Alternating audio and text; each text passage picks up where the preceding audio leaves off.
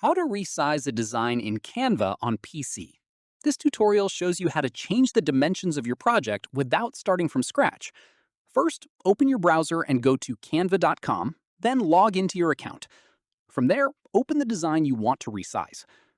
After that, click Resize at the top left of the toolbar. This is one of Canva's most useful features as it lets you adapt your design to different formats instantly.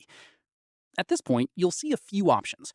You can type in a custom width and height manually, or browse through the preset size options for platforms like Instagram, YouTube, Facebook, and more. Following this, if you want to resize into multiple formats at once, select more than one preset size from the list. From here, once you've selected or entered your preferred dimensions, click Resize or Copy and Resize.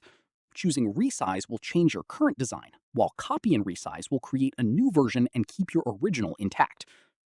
After that, go through the resized design and make any adjustments needed, since elements may have shifted or scaled differently after the resize. Finally, once everything looks good, click Share at the top right and download your resized design as usual. Keep in mind that the resize feature is only available on Canva Pro. If you're on the free plan, you'll need to manually adjust the canvas size through the Custom Dimensions option instead. That's how you resize a design in Canva on PC.